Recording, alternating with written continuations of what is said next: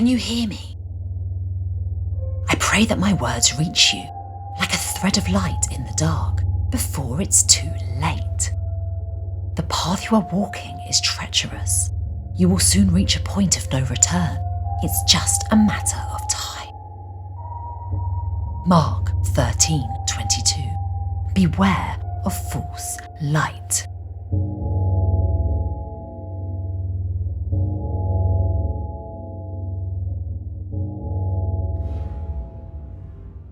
There are hidden powers at work in the shadows. Every now and then, an event or significant moment occurs, and if you're sensitive enough to it, you can feel their presence. It's a vague, can't put your finger on it type of feeling.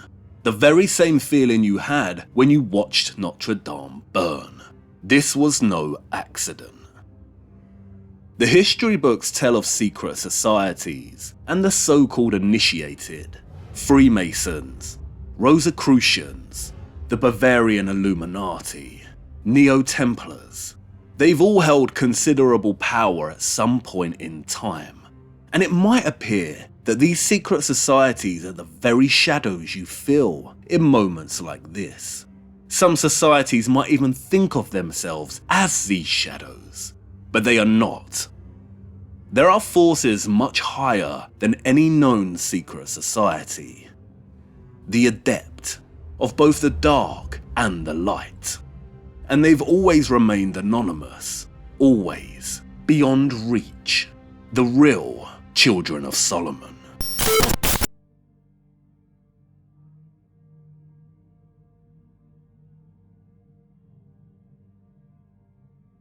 Do the medieval cathedrals hold a great secret? Did they dig deep into the earth and create crypts to bring forth living waters that could heal? Or to establish a connection with the electric telluric currents? Maybe even to study the astronomical burning waters? And if so, then there should be clues or keys above ground, outside of the crypts, that suggest so. A significant key, stained glass, and the riddle of light. There is only one historical description of European stained glass making from medieval times. Just one, and it was rediscovered in the 1700s. Relatively little is known about stained glass windows in England, predating circa 1170. The use of early stained glass is not well understood. And this is because not much of it still exists today. It is extremely rare. This not only shrouds stained glass in mystery, but has also led some to speculate that the original glass was actually created for a different purpose altogether. For the true stained glass window appeared suddenly in the first quarter of the 12th century, and vanished towards the middle of the 13th. Just like Gothic itself, the stained glass window and true Gothic are inseparable. Like true Gothic, the window is a product of high science, a product of alchemy. What does that mean? True stained glass and true Gothic. It suggests that the original Gothic cathedrals, which arose during the 1100s, used to be more authentic in some way. And this authenticity just up and vanished around the mid-1200s. After the middle of the 13th century, men can still build on the crossed ogive, and even push the technique to astounding lengths of virtuosity. But it is no longer anything but that. Man the architect expresses himself in stone, but it is no longer the word. The glazier may paint his bit of glass with the highest skill, but it will never be anything more than painted glass. True Gothic is more than just art and style, more than architecture. After the 1200s, Gothic structures may have continued to push the limits of height, decorative carving, and painted glass. They did, but they were no longer being built for their original purpose, function, or meaning. True Gothic is the word. It is the spiritual and the alchemical. Alchemy is a natural philosophy. It can be interpreted as the process of transmutation by which to fuse or reunite with the divine or original form. This implies that at one period in time, the cathedral, as a form, functioned or performed on a transmutational or transformational level, seeking to create and connect with the divine. To transmute means to change or alter in form, appearance or nature, especially to a higher form. It means to change one thing into another thing. And the arch here illustrates what could be classified as an alchemical arch. Can you hear me? Yes. You can? What on earth? This is a key. Architects can push arches to the stylistic limits, but as we see here in Liverpool Cathedral, the right kind of arch is able to carry the sound of a whisper and amplify it to such a degree that the person sitting at the opposite end can hear it loud and clear. It transforms the whisper. That is true Gothic in action. It doesn't matter that Liverpool Cathedral is a relatively modern structure. It honours the Gothic's functional, alchemical form. Many new cathedrals and churches may have modern crypts, in keeping with the form's historical style. But are these modern crypts connected to water in the form of wells or otherwise? Water that's been transformed under the earth by the telluric currents? If not, then they cannot be classified as true. So what of stained glass? What could make it true? Light, if we are able to believe both tradition and modern science, is a combination of two things. On the one hand, luminous vibrations, and on the other, a particle of energy. This, in the sun's light, is active, penetrating, sterilizing, and relatively dangerous to life. Human bodies defend themselves against it by a process of pigmentation, which is strongly the fashion today. Its action is such that no alchemical experiment can be attempted in the light of day. No more than the experiment in human alchemy, which is initiation. As alchemists seek protection from the sun's light for their work at the furnace, so initiation requires the protection of cavern or crypt. One may then ask oneself whether alchemical glass, endowed with strange properties that it exposes to the light, does not constitute a filter, which, while it lets the luminous vibrations through, retains a particle of energy that is harmful to the evolution of man within the temple. And one may ask oneself whether the leaded glass of antimony of Romanesque churches was not a first experiment in this direction. What Charpentier is describing here is the profound duality at the heart of light. Light can be analysed as both a particle or a wave. The sun makes life possible, it makes everything grow, while at the same time it can be extremely dangerous and destructive. It provides us with the vitamin D essential for health, but it can also cause significant pain by burning our skin, or even kill through dehydration and heat stroke. Describing Rembrandt's Dr. Faustus, Victor Hugo outlines this exact duality. This Kabbalistic sun seems to tremble as one looks and fills a pale cell with its mysterious rays. It is at once horrible and beautiful. This is why both Christ and the King of Babylon are described as the morning star in the Bible, one the light of life and the other the destructive horror. And it's because of this paradoxical duality inherent in light that no alchemical experiment can be attempted in the light of day. Alchemists seek protection from the sun's light for their work. Could true stained glass actually have acted as a filter, which, while it lets the luminous vibrations through, retains a particle of energy that is harmful to the evolution of man within the temple? Just as the scientists dig deep underground to protect from cosmic radiation and isolate their particles, We have a similar image here. One of the alchemists, or the philosophers, using stained glass to filter and block the harmful aspects of the sun's electromagnetic radiation and ultraviolet light from entering the alchemical space of the cathedral. The philosopher's glass. The reason it is not possible to burn from sunlight that passes through a window is because clear glass has the ability to block ultraviolet B, or UVB, the wavelength responsible for sunburn. Clear glass cannot, however, block ultraviolet A, or UVA, and that's why it's still possible to acquire skin damage and genetic mutations from sitting in sunlight by a window. But if the glass is stained a particular colour, it then acquires the ability to block the harmful UVA. That's why some supplements, essential oils and products like beer are stored in coloured glass bottles. The colour blocks out the harmful aspects of light that degrade and destroy the contents within. The main colours of glass able to filter out the harmful components of light are amber and cobalt blue.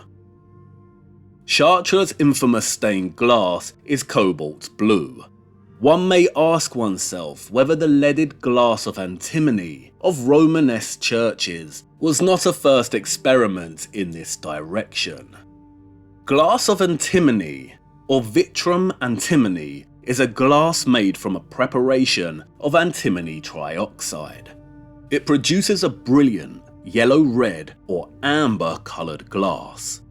For centuries, the anonymous alchemists, as adepts usually remain anonymous, have used antimony. Writing under a pseudonym, Basil Valentine said it was vital to make the stone of fire, and may easily be made glass. We have called it spy's glass, as if we should say street glass. The mysterious Artephius spoke of its importance in isolating mercury. Antimony and true stained glass appeared in Persia towards the 11th century. It came from the laboratories of certain adepts. These adepts were the anonymous ones, working in the shadows and who ignited the Islamic golden age of astronomy and alchemy. Knowledge of the philosopher's glass was transferred from the Middle East to the Christian West by these adepts. The origin of the word antimony is unknown, but folk etymology tells us it stems from the Greek antimonachos, meaning monk killer, and the French antimoine, meaning monk's bane. Both refer to antimony's poisonous potential if handled improperly. The very memory ingrained in these folk roots informs us that Christian monks were not just tilling fields and reciting passages. No, they were very much practicing alchemy. And the glazier was not just anybody. They were allowed to carry a sword. It was the art of window making that ennobled them as students of the great work. This was the true nobility of the philosopher or adept, and the external sign of chivalry could only be conferred by an order of knighthood. The guild of window making was no joke. It could elevate someone to the class of knight. Why? Cobalt blue and antimony amber red may not have been the only compositions by which the true philosopher's glass could have worked. No chemical analysis has so far, to our knowledge, penetrated the mystery of the Gothic window. And while contemporary archaeologists are just starting to use advanced technologies to understand stained glass, they acknowledge that unless major conservation works are undertaken that include the dismantling of the window and the removal of the glass pieces from the lead cames holding them together, sampling the glass for analysis is impossible. The original glass may contain substances not yet discovered and that work to filter out dangerous light. But there exists a much bigger problem. Not all the windows at Chartres are alchemical.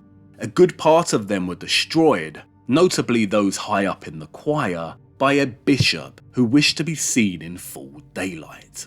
This was in the 1700s, the same era in which the only medieval text on stained glass was rediscovered. It's a frustrating fact to face, but the majority of medieval cathedrals and monasteries have either been destroyed or forever changed in ways that make it extremely difficult to understand what their original forms were like. Some of the oldest surviving stained glass in the world dates from the Romanesque Norman cathedrals. The first thing you notice when walking around a Romanesque cathedral is just how dark it is inside. It's as if they were deliberately constructed to be dark, to let in as little light as possible, and they rely heavily on artificial lighting to illuminate the space. Conventional history tells us that the Romanesque builders had not discovered the pointed arch yet, and therefore could not solve the problem of getting more light into their cathedrals. The pointed arch allows for thinner and taller walls, and as a result, larger windows. But Romanesque and Norman decorative arches show that they were fully aware of both rounded and pointed geometry. It seems absurd of them to just wait hundreds of years before using it to achieve the height and light that they desired. A more simple and realistic explanation is that the Romanesque or Norman cathedrals were deliberately constructed to let minimal light in. After all, only the choirs, the musical East End, of these Romanesque cathedrals received a Gothic upgrade. Not the entire structure, the rest remained dim and dark. Why did the choirs get upgraded? Nor was it for technical reasons that Romanesque churches were no longer open to the light. A large number have no opening on the choir, but a dome niche over which a curtain could be drawn, as in Solomon's Holy of Holies. How interesting, the original choirs had no openings. Was the choir the location where the alchemical activity was primarily conducted? And could this be where the term dark arts or black magic stems from? Alchemical undertakings carried out in the absence of harmful sunlight. Art that had to be performed in the dark, that required the philosopher's glass to filter aspects of the light. And what exactly could have needed protecting from the light? The living waters, the burning waters, the great work, or something else? Has the true, original meaning of dark arts been corrupted to hide its historical significance? It was not for the simple purpose of disguise that early masses were said in caverns or catacombs, then in crypts, then in temples of stone that reproduced the crypt above ground.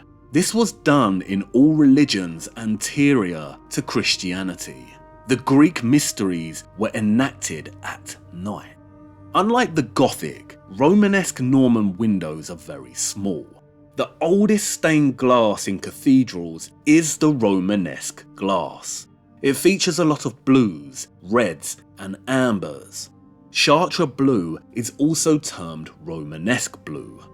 The problem, however, is that it's likely that no Romanesque glass remains in its original state. The oldest at Chartres are the lancet windows and La Belvedere, which shows Our Lady, the Virgin in blue. All three of these windows were originally made around 1145, but were restored in the early 13th century and again in the 19th. The glass pieces themselves may be old, but that does not mean that the arrangement and images are original. Glass was both expensive and fairly flexible, in that it could be added to or rearranged, and seems to have been often reused when churches were rebuilt in the Gothic style. Some of the earliest English glass, which make up the Tree of Jesse at York Minster, has been recycled in this way. Recently, archaeologists discovered that the figure of Nathan at Canterbury Cathedral is actually one of the oldest in England, dating to the 1130s. What is unknown, however, is whether the subject matter of the Nathan figure was preserved from its original context, or whether the figure was a portrayal of someone else. The study in general confirms two major periods of recycling or reusing medieval glass, the 1200s and then again in the 1700s.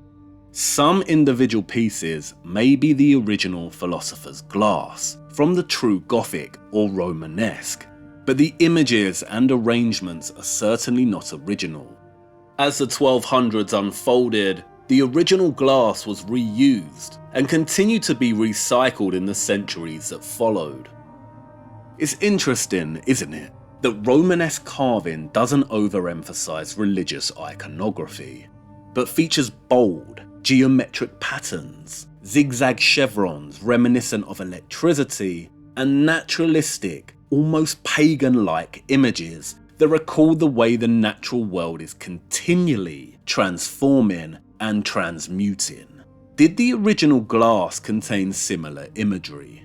Perhaps it was just plainly coloured to perform the function of filtering out dangerous light. And were these masses, performed in the darkened Romanesque choirs, part of an early Christianity that's been lost or corrupted? One that had a connection to alchemy, perhaps a continuity with Celtic Druidism? Romanesque decoration certainly has a distinctive Celticness to it. It appears completely different from the Gothic. It is known that the builders of churches were united in fraternities. The Gothic does not follow the Romanesque. They existed together.